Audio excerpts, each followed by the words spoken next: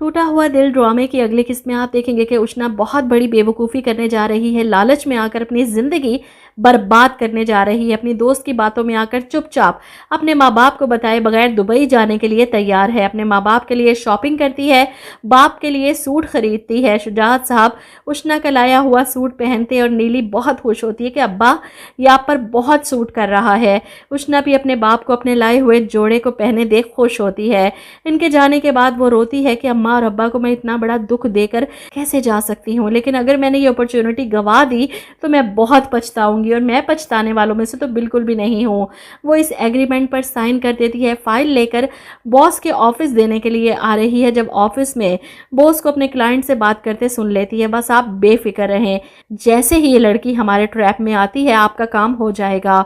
और इसी लम्हे उष्णा वहाँ आ जाती है। होप सो कि वो इन दोनों की बातें सुन ले और इतना बड़ा कदम उठाने से पहले सुधर जाए, वरना एक बार गई तो पलटकर दोबारा कभी वापस नहीं आ सकेगी। और इस बार इसके जाने से शुजात साहब को सचमुच हार्ट अटैक ही आएगा। वैसे काफ़ी एक साथ गुजर गए इनको दिल पकड़े हुए। इधर आप देखेंगे कि इदरान एक बार फिर से किडनैपिंग वाला मामला फैमिली के साथ बैठकर डिस्कस कर रहा है, जिस पर कमाल घबरा कर कहता है मेरा ख्याल है कि अब इस केस को ख़त्म कर देना चाहिए। वो नहीं चाहता कि इदरान इन्वेस्टिगेशन कराए और किसी तरह कमाल फंसे।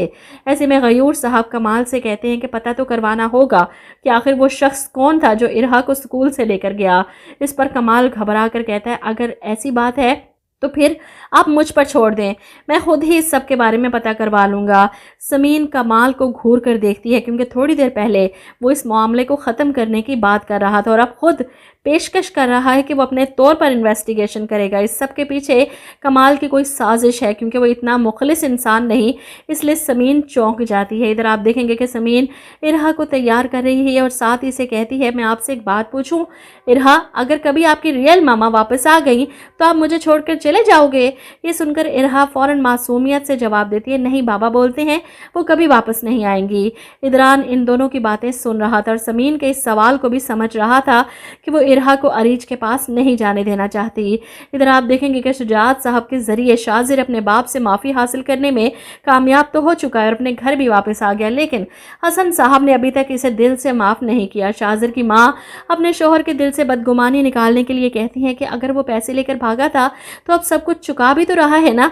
जिस पर हसन साहब कहते हैं कि वो जिल्लत जो शुजात को अपनी दुल्हन बनी बेटी की बारात ना आने पर उठानी पड़ी उसका कफ़ारा अदा कर पाएगा तुम्हारा बेटा।